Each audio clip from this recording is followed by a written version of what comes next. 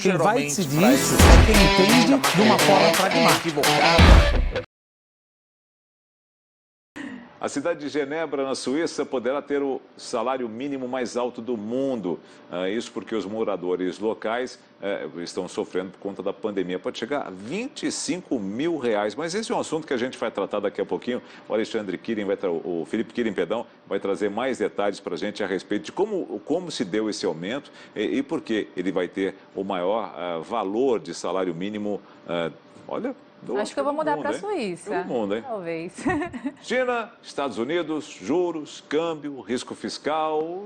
Bom, como uma empresa poderia juntar todas essas informações e fazer um cenário econômico para 2021? Difícil, não é? Porque muita coisa para você absorver ali e tratar do seu budget para o ano que vem. O que pode afetar os negócios, as vendas e a lucratividade em meio a tantas informações que vêm do Brasil e também do exterior? Mas essas perguntas, sabe quem vai responder para a gente? Quem? O professor de economia do INSPER, Roberto Dumas. Professor Roberto, muito boa tarde ao senhor. Boa tarde. Boa tarde, prazer de novo estar aqui. Sempre, sempre. Bom, eu acho que a primeira pergunta já está feita, né? Como as empresas podem trabalhar para montar o seu budget, né, o seu orçamento para o ano seguinte com tantas informações díspares e diferentes que chegam exatamente do Brasil e de outros países? Veja, Nelson, eu acho uma pergunta excelente, porque vira e mexe, não apenas os economistas, todo mundo é bombardeado com um monte de notícias e no final não sabe como fazer o nexo causal daquilo para o teu dia a dia. Ou seja, 2020 nós tomamos uma pancada do Covid, tá bom, é 2021, como é que a gente geralmente como economista trabalha nisso? E a economia, quer queira, quer não, ela afeta os negócios das empresas, as vendas, a lucratividade, a possibilidade de emprego, etc. Como é que a gente começa? Primeiro com o diagnóstico.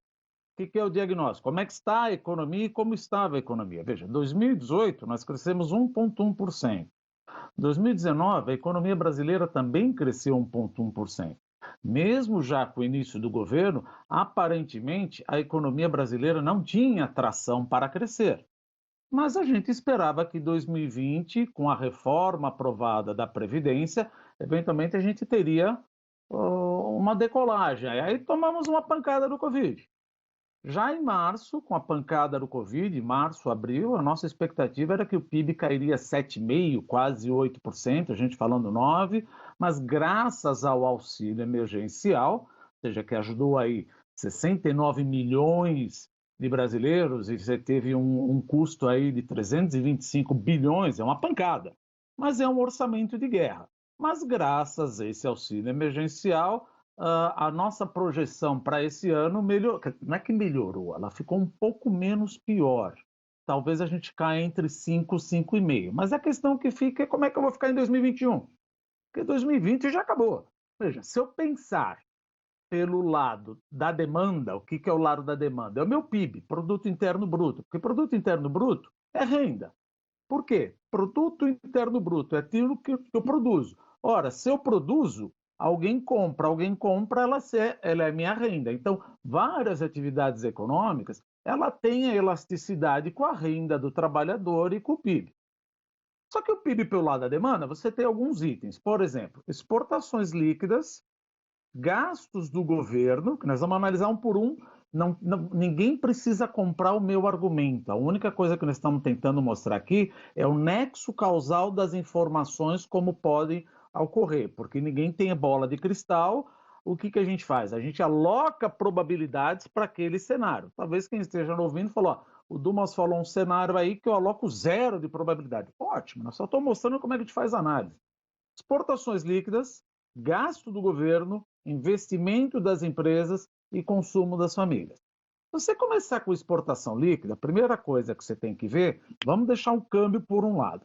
A primeira coisa que a gente tem que ver é quem são meus principais parceiros. 1, China. 2, União Europeia. 3, Estados Unidos. 4, Argentina. Se eu começar pela Argentina, me dá um pouco de receio como é que a política macroeconômica do Alberto Fernandes está conduzindo. Então, eu não acho que nós teremos um boom na economia argentina, mas por que tem a ver o boom na economia argentina? Veja, se eu vendo para a Argentina e a Argentina não cresce, eu não vendo mais para a Argentina. Então, todas as minhas vendas para a Argentina, como aconteceu esse ano, degringolaram, vão cair 30%, 40%. Então, primeira coisa, ver como o Alberto Fernandes está conduzindo a política macroeconômica, e acho muito difícil ele mudar, e ainda aí a minha análise. O PIB não vai crescer como eles estão falando que vão crescer, 3,5%. Começa pelo meu segundo, Estados Unidos. Veja, Estados Unidos está tudo bem, obrigado, mas teremos uma eleição. Biden com Trump. Trump, aparentemente, parece que está enamorado com o Brasil e vice-versa, mas analisando já o debate com o Biden já acabou de apontar uma flecha ambientalista contra o Brasil. Isso é verdade, não entra no mérito, mas se ele, por acaso, quiser colocar alguma flecha contra a gente, pode prejudicar nossas exportações. Outra, União Europeia. Veja, é o que mais se fala hoje em dia, as rusgas da União Europeia com o Brasil em termos do meio ambiente. E eles estão, ou melhor, eles não querem, alguns países como França, Irlanda, justamente os ligados ao agribusiness, né? E a Holanda não querem ratificar o acordo de livre comércio Mercosul e União Europeia. E o principal nosso comprador é a China. Veja, a China nós vendemos agribusiness, alimento, carne, etc., mas tem um ponto que a gente precisa ficar de olho. Como nós vamos tratar o interesse da Huawei entrar aqui no leilão de 5G? Caso o governo não aceite, é muito provável que a China vai retalhar e passar a comprar de outro país. Bom, fechamos. Como é que a gente pode pensar na exportação? Além do que, exportação líquida não é o meu motor mais pujante, não é o meu motor de crescimento. Vai para o gasto do governo, esquece. Gasto do governo não vai ter. Esse motor está completamente apagado, o governo não tem dinheiro. Tá bom, sobramos duas turbinas do avião. Investimento privado. Veja, investimento privado, o que aconteceu? Isso é fato. Várias empresas quebraram no Brasil. Aquelas empresas que a gente achava que ia fazer um monte de investimento do ano que vem, elas já deixaram de existir e ainda vão deixar de existir lá na frente. Segundo ponto em relação ao investimento. Com essa recessão, a capacidade ociosa das empresas aumentou muito. Se a capacidade ociosa aumentou, elas vão decidir, obviamente, postergar os investimentos. Então, ela não vai bombar de investir o ano que vem.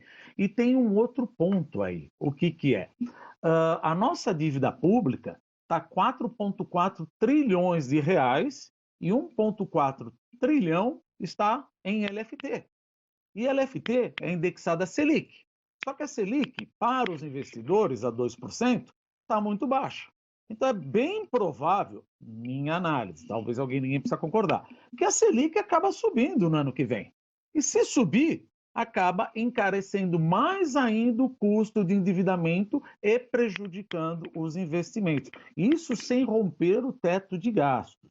Não estou querendo dizer que vamos romper ou que não vamos, mas precisamos ficar olhando, se rompermos o teto de gasto, aí a curva de juros, ela aumenta mais ainda, e o custo de oportunidade de investimento diminui. Bom, sobrou então um motor. Sim, o motor é o consumo, mas como é que vai aumentar o consumo se o desemprego está aumentando? Deve aumentar mais, se bem que tecnicamente ele vai aumentar, mas de facto o desemprego já está aí. É a pessoa que desistiu de procurar emprego, aquela coisa que a gente fala desalento, ele não entra na população economicamente ativa. Tá bom. Como é que o consumo vai crescer? Veja, o consumo só tem uma maneira de crescer, com auxílio emergencial. Tá, e será que nós vamos aprovar o auxílio emergencial? Essa é a questão crucial para o crescimento do Brasil no ano que vem. Porque se nós aprovarmos um auxílio emergencial sem furar o teto, não sabemos, estamos analisando aqui, aí teremos um crescimento mais sustentável. Se aprovarmos o auxílio emergencial furando o teto, vai ter uma animação rápida, mas depois pode cair porque isso vai aumentar o risco fiscal, aumenta os juros. Se aumenta os juros, o consumidor não vai querer tomar dinheiro emprestado para consumir. Então, essas são as diretrizes para os empresários, os investidores analisarem o que eu devo esperar em 2021. De novo, não há necessidade de comprar o meu cenário, mas o que deve impactar 2021 e cada um, dentro da sua casa, dentro da sua empresa, aloca a probabilidade do cenário que mais lhe agrada, o que é mais provável. Professor Roberto Dumas, olha, eu fico imaginando o contador na empresa, porque ele tem que fazer, só, você meteu quatro turbinas e as 4 deram problema. Então, para manter o voo aí... Não precisem comprar, mas é uma coisa que precisava analisar. É, tem que analisar tudo e fazer com tudo com muito cuidado. Professor Roberto Dumas, mais uma vez, muito obrigado por nos atender. Semana que vem tem mais. Se Deus quiser. Um abraço. Um abraço. Um abraço.